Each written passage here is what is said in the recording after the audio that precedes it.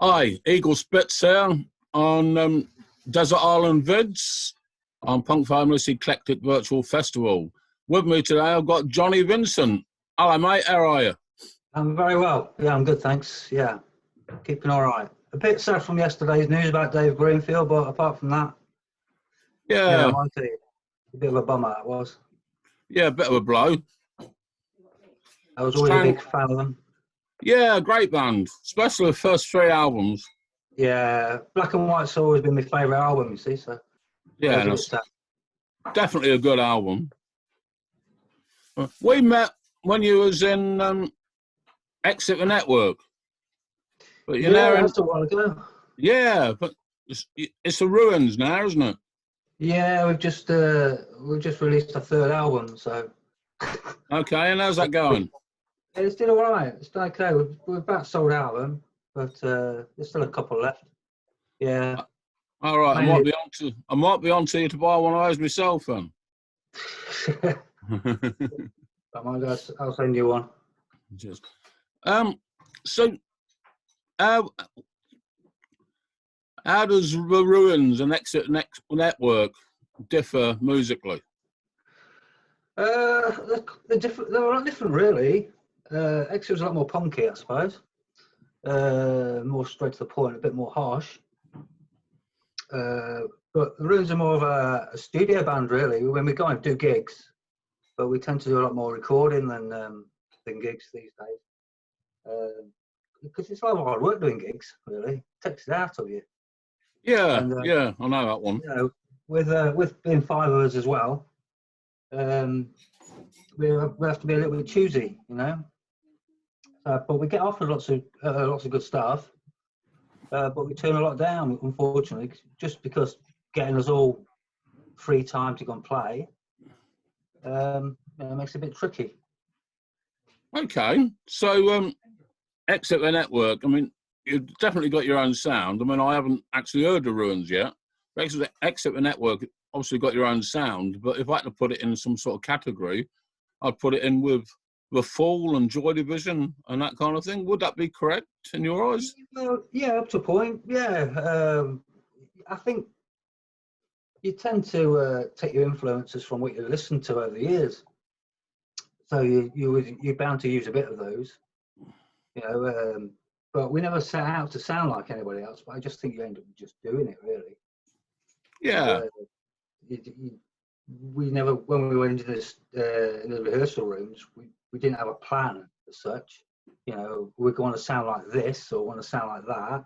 We tended to just see what happened, and we sort of came up with these 10 tracks that were all sounding slightly different, but in their own sort of, you know, in a band way.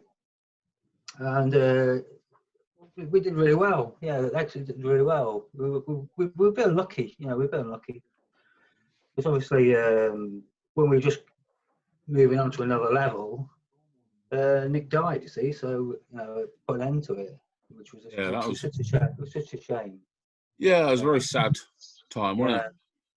Yeah, it was. It was a difficult time. Yeah. But you know, you just keep ploughing on, don't you? Yeah. We have to, don't we? Yeah, you don't forget, but you plough on. Okay. So, what's your first chosen track, mate? What, the three favourite tunes? Yeah. Well, Walk On by Stranglers was always my favourite ever song. Always will be. It's just got so much about it. Lyric-wise, yeah, it means a lot to me. Musically, just superb. You know, the bass and the keyboard solo and that, it's just brilliant. I just listen to it all day. Brilliant. And the second one, we'll do some more interviewing and then we'll get to a second one. Yeah, go on then. So,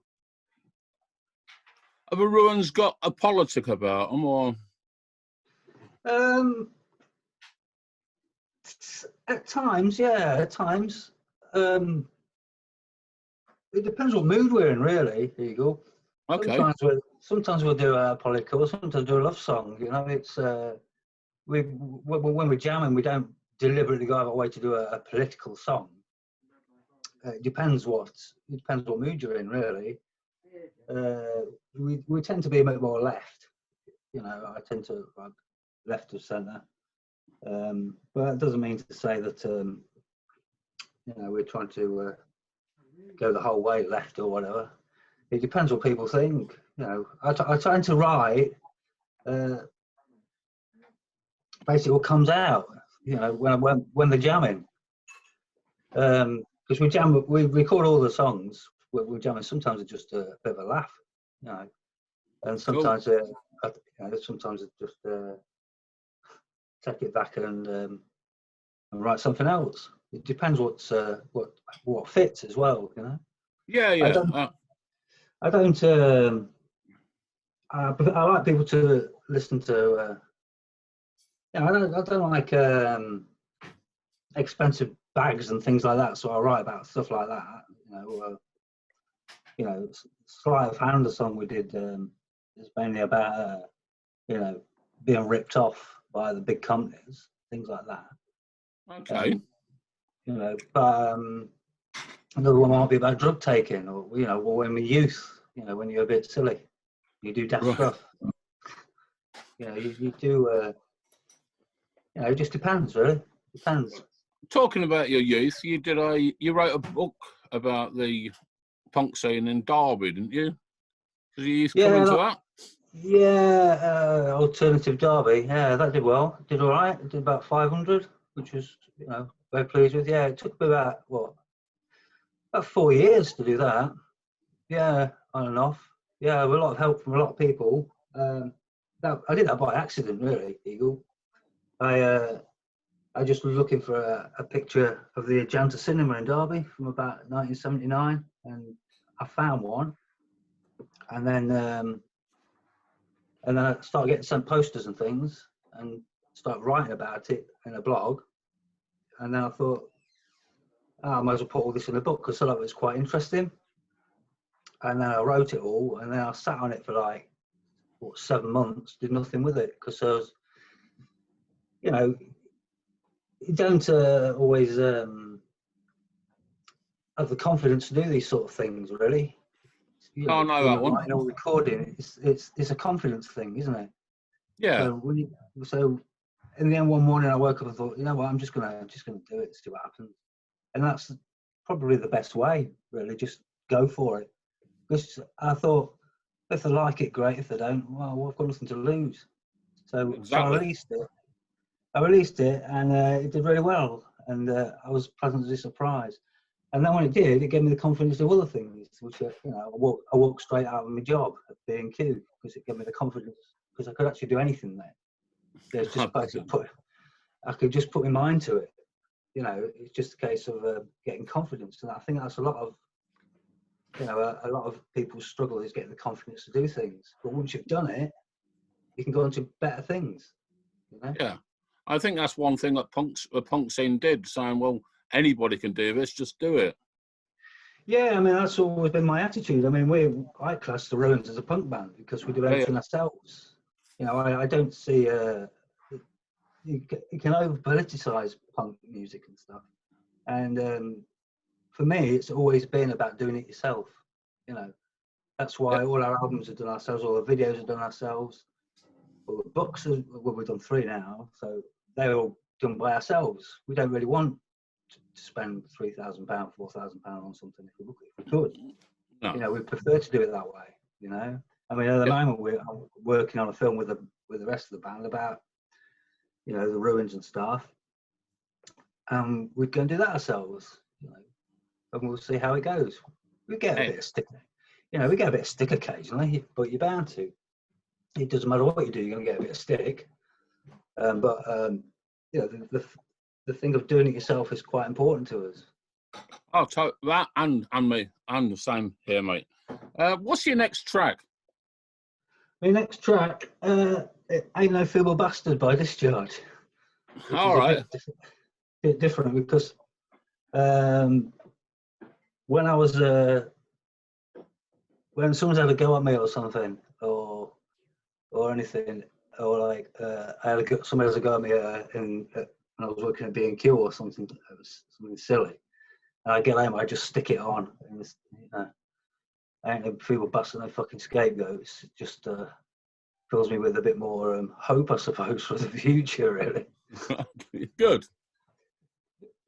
You know, I like different, lots of different stuff, really. You know, I like Discharge stuff. I like Chameleons, Bunnymen, all them sort of bands. They all mean something to me, you know.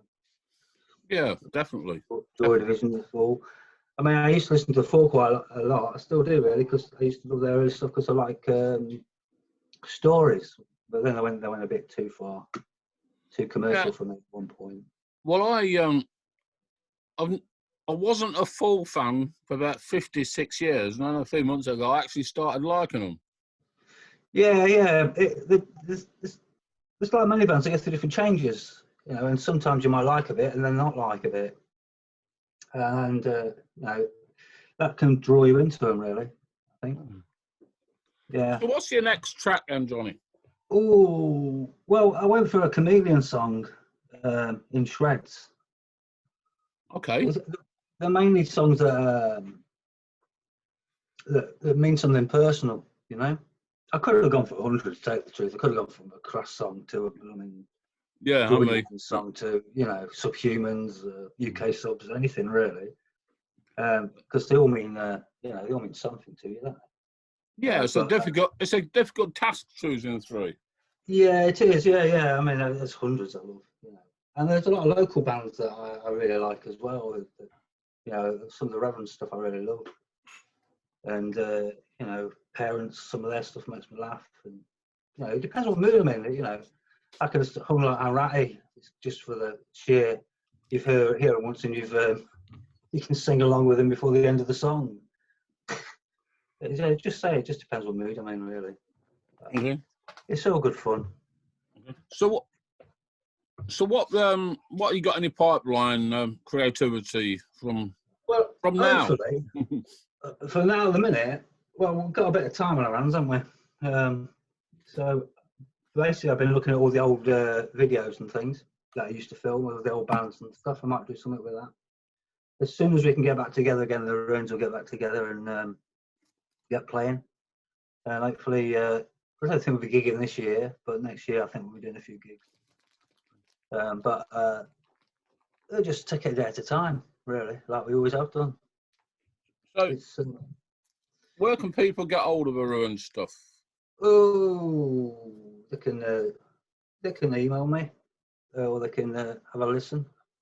I'll send you a link to something, and you can have a listen. And if you like it, great. If you don't, okay. Well, I'll put a link up when we post this as well, so other people can have a listen to it. Yeah, okay. Yeah, that's fine.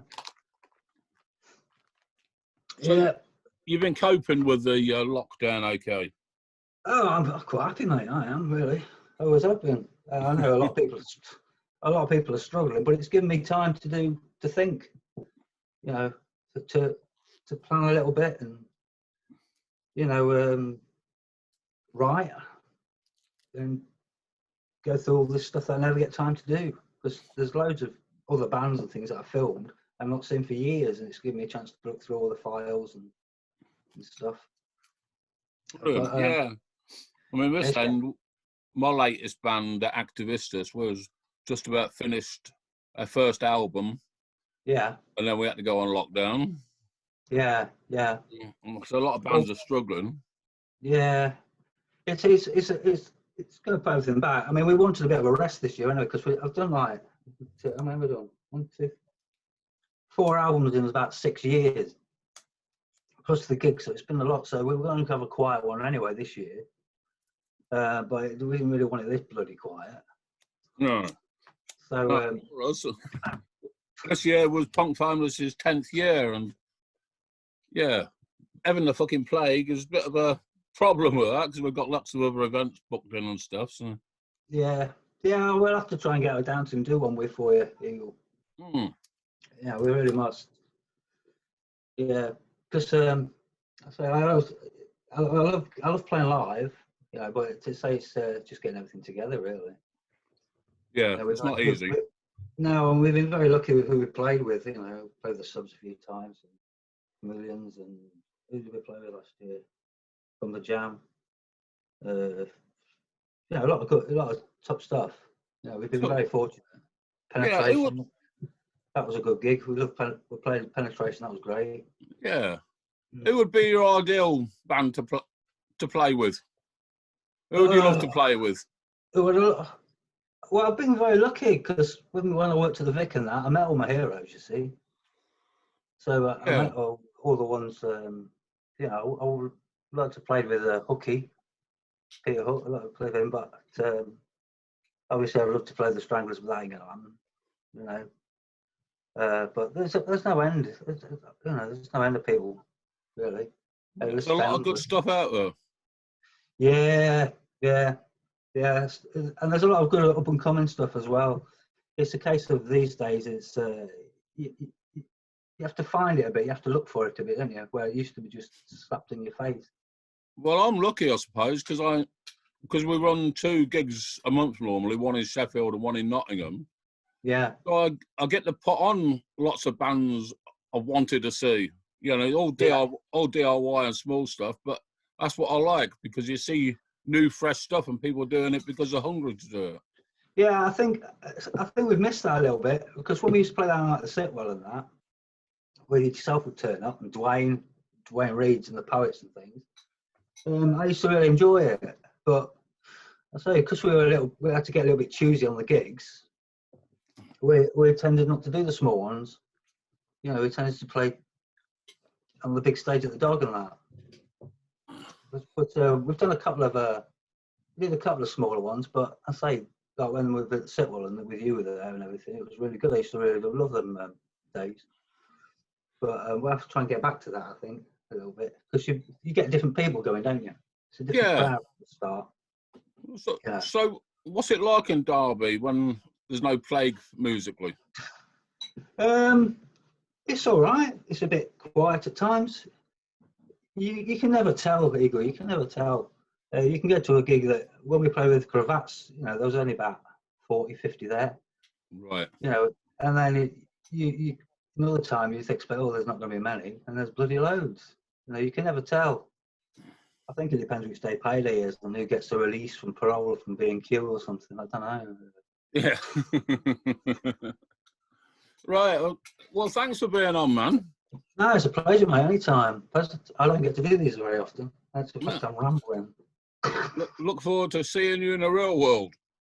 Yeah, it won't be too long, hopefully, and I'll certainly look forward to seeing you play and do your poetry and stuff. Cheers, man. Yeah, a new band. We've just Rich Gulag's just done us a video for one of their tracks, which is going to be on the new album. Oh, cool. Yeah. Which is a bit fucking dark for these times, to be honest, but that's where we are. Well, you can't pick your moments, can you? No. Okay. All right, mate. Well, you take care. I will. And you. I'll see you on the other side. You will. And I'll hopefully get a gig with you soon and come and play for you. That'd be great, mate. No, I would. I really look forward to it. You take care, mate. Bye-bye now. Yeah, and you. Cheers. Yeah, mate. Bye.